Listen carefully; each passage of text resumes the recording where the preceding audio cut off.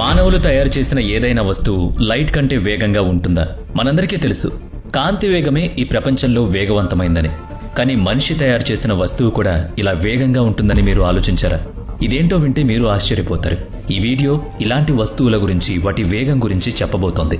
అసలు అలాంటి వాటిని చూడడమే చాలా కష్టం. మరి వాటి గురించి తెలుసుకోవడం అంటే వింతే కదా. పదండి తెలుసుకుందాం. ఇప్పుడు ప్రపంచంలో అత్యంత నెమ్మదిగా కదిలే జీవి గురించి మాట్లాడుకుందాం. దీని పేరు స్లోత్. ఇది చాలా నెమ్మదిగా కదులుతుంది. ఒక నిమిషంలో కేవలం 1.5 మీటర్స్ నుంచి 2.5 మీటర్స్ వరకు మాత్రమే కదులుతుంది. కానీ దీనికన్నా చిన్న చీమలు ఒక నిమిషంలో 40 నుంచి 50 మీటర్ల వరకు వెళ్ళగలవు. మనిషి ఒక నిమిషంలో 60 నుంచి 80 మీటర్ల దూరం నడుస్తూ ఉంటాడు. ఒక గంటలో 5 నుంచి 6 కిలోమీటర్ల దూరం నడవగలడు. పరిగెత్తితే మనిషి గంటకు 30 కిలోమీటర్ల వేగంతో పరిగెడతాడు. సైకిల్ అంటే ఒక గంటలో 35 కిలోమీటర్ల దూరం వెళుతుంది. మంచి రైడర్ అయితే 40 నుంచి 60 కిలోమీటర్ల దూరం వెళ్ళగలుగుతుంది. గుర్రం గంటకు 60 నుంచి 70 కిలోమీటర్ల వేగం పరిగెడుతుంది.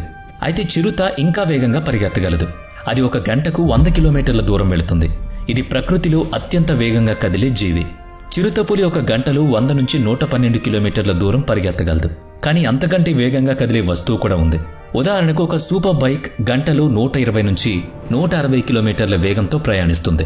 దాని తరువాత ఎస్యూవీ కార్లు. ఇవి గంటలో 150 నుంచి 200 కిలోమీటర్లు వెళతాయి. దానికన్నా ఎక్కువగా వేగం స్పోర్ట్స్ కార్లది. స్పోర్ట్స్ కార్స్ ఒక గంటకి 300 కిలోమీటర్ల దూరం పరిగెడతాయి. ఆ తర్వాత వచ్చే వేగవంతమైన వస్తువు హెలికాప్టర్. హెలికాప్టర్ గంటకు 400 కిలోమీటర్ల వేగం ప్రయాణించగలదు. ఇంకా వేగంగా కదిలే వస్తువుల గురించి చూస్తే జపాన్లో తయారైన సూపర్ ఫాస్ట్ ట్రైన్ గురించి చెప్పుకోవాలి. ఇది అత్యంత వేగంగా ప్రయాణించే ట్రైన్. జపాన్లో లో సిరీస్ మెగ్లవ్ గంటకు 603 కిలోమీటర్ల వేగంతో ప్రయాణిస్తుంది. దీనికన్నా వేగంగా ఉన్నది బోయింగ్ 757 విమానం. ఇది గంటకు ఏకంగా 982 కిలోమీటర్ల వేగంతో దూసుకు వెళుతుంది. ఆ తర్వాత బ్రిటన్లో తయారైన థ్రస్ట్ ఎస్ఎస్సి అనే జెట్ కారు. ఇది గంటకు 1228 కిలోమీటర్లు దూసుకెళ్తుంది. ఇంకా ఎక్కువ వేగంగా కదిలేది స్పీడ్ ఆఫ్ సౌండ్. ఇది ఒక గంటలో 1280 కిలోమీటర్ల వేగంతో వెళుతుంది. అత్యంత వేగవంతమైన వస్తువుల్లో అమెరికా తయారు చేసిన SR-71 బ్లాక్ బర్డ్ అనే విమానం ఒకటి ఉంది. దీని వేగం గంటకు 3540 కిలోమీటర్లు. దీనికి మరింత వేగంగా ఉండే నార్త్ అమెరికన్ X-15 అనే సూపర్ ఫాస్ట్ ఎయిర్ క్రాఫ్ట్ ఉంది. అది గంటకు 7274 కిలోమీటర్ల వేగంతో వెళుతుంది. దీన్ని నీల్ ఆర్మ్స్ట్రాంగ్ కూడా నడిపారు. ఇక ఆ తర్వాత హైపర్సోనిక్ రాకెట్స్, స్లెడ్స్ గురించి చెప్పాలి. ఇది రాకెట్ మిసైల్ లాగా పనిచేస్తుంది. ఇది గాల్లో కాదు కానీ రైలు పట్టాలపై ప్రయాణిస్తుంది. దీని వేగం గంటకు 10,325 కిలోమీటర్లు. అలాగే అత్యంత వేగవంతమైన వస్తువుల్లో ఒకటి ఇంటర్నేషనల్ స్పేస్ స్టేషన్. ఇది గంటకు 28,000 కిలోమీటర్ల వేగంతో భూమిని చుట్టి తిరుగుతుంది. దీనికంటే వేగంగా అపోలో 10 అనే స్పేస్ క్రాఫ్ట్ ఉంది. అది గంటకు 39,937 కిలోమీటర్ల వేగంతో వెళుతుంది. ఇంకా వేగవంతమైంది యులిసిస్. ఇదొక స్పేస్ క్రాఫ్ట్. ఇది సూర్యుని చుట్టూ జరుగుతున్న గతి విధిని అధ్యయనం చేయడానికి తయారు చేయబడింది.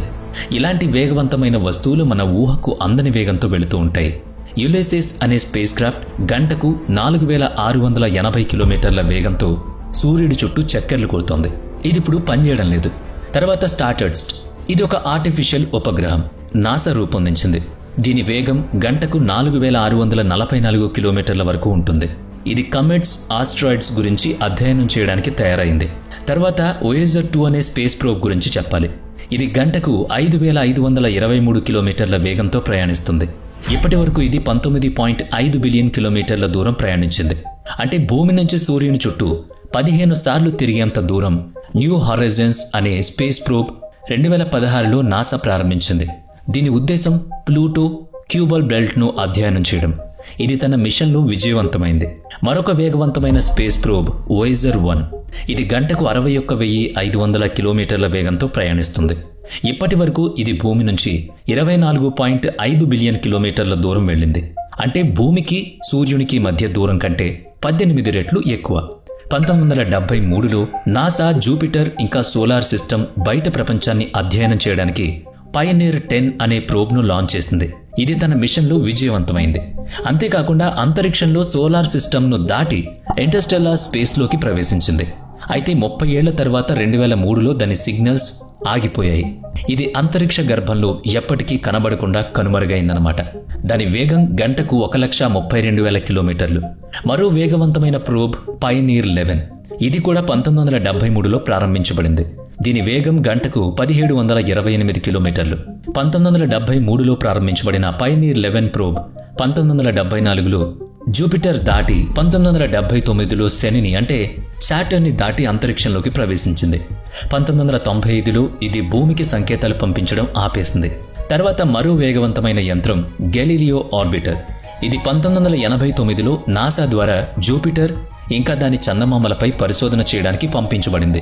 6 సంవత్సరాల తర్వాత 1995లో జూపిటర్ చేరుకుని తన మిషన్ విజయవంతంగా పూర్తి చేసింది. అయితే దాని మిషన్ ముగిసిన తర్వాత ఇది బలవంతంగా జూపిటర్కు దెబ్బతీయబడి నాశనం చేయబడింది. గెలీలియో స్పేస్ క్రాఫ్ట్ను నాశనం చేయడానికి కారణం జూపిటర్ యొక్క చంద్రుడు యూరోపాలో నీరు, జీవం గురించి ఆధారాలు ఉన్నాయని భావించడం. దాని ప్రభావం కోసం అది యూరోపా పైకి పంపకుండా జూపిటర్లో దించేశారు. మరో వేగవంతమైన స్పేస్ క్రాఫ్ట్ హెలియస్ 2 సూర్యుని ఎక్స్టర్నల్ భాగాలను అధ్యయనం చేయడానికి పంపించారు. 1974లో ప్రారంభించబడిన ఈ స్పేస్ క్రాఫ్ట్ గంటకు 2,38,000 కిలోమీటర్ల వేగంతో ప్రయాణిస్తుంది. ఇది సూర్యుడికి 48 మిలియన్ కిలోమీటర్ల దూరం వరకు వెళ్లి 12 సంవత్సరాల పాటు అధ్యయనం చేయబడింది. హెలియోస్ 2 స్పేస్ క్రాఫ్ట్ సూర్యుని అధ్యయనం చేయడానికి పంపించబడింది. దీని వేగం గంటకు 25,800 కిలోమీటర్లు. తర్వాత జూనో ఆర్బిటల్ గురించి చెప్పుకోవాలి. ఇది జూపిటర్ గ్రహాన్ని అధ్యయనం చేయడానికి నాసా పంపింది. ఇది జూపిటర్ నిర్మాణం గురించి ముఖ్యమైన సమాచారం అందించింది. దీని వేగం గంటకు 2,65,500 కిలోమీటర్లు. ఇంతకంటే వేగవంతమైంది పార్కర్ సోలార్ ప్రోబ్. ఇది 2018లో నాసాలో ప్రారంభించబడింది. ఇది సూర్యుని అత్యంత సమీపానికి వెళ్ళింది. దాని వేగం గంటకు 692 కిలోమీటర్లు. ఇది సూర్యుని గురించి కొత్త సమాచారం అందించడం కోసం విజయవంతంగా పనిచేస్తోంది. పార్కర్ సోలార్ ప్రోబ్ సూర్యుడికి అత్యంత సమీపంగా వెళ్లి సుమారుగా 65 లక్షల కిలోమీటర్ల దూరంలో సూర్యుడిని పరిశోధిస్తోంది. ఇది ప్రపంచంలోని అత్యంత ఆధునిక స్పేస్ ప్రోబ్ల గుర్తింపు గురించి రూపొందించారు. ఇది ఇప్పటికీ తన పనిని విజయవంతంగా చేస్తోంది. ఇక వేగవంతమైన వస్తువుల గురించి మాట్లాడితే రేడియో తరంగాల వేగం గురించి చెప్పాలి. అంతరిక్ష మిషన్ల ద్వారా డేటా రేడియో తరంగాల రూపంలో పంపబడుతుంది. రేడియో తరంగాలు వేగం సెకనుకు 3 లక్షల కిలోమీటర్లుగా ఉంటుంది. అది లైట్ యొక్క వేగంతో సమానం. అంటే మనిషి ఇప్పుడు లైట్ యొక్క వేగంతో పోటీ పడుతున్నాడు. భవిష్యత్తులో మనం ఇంకా ఎక్కువ దూరాలకు, ఇంకా ఎక్కువ వేగాలతో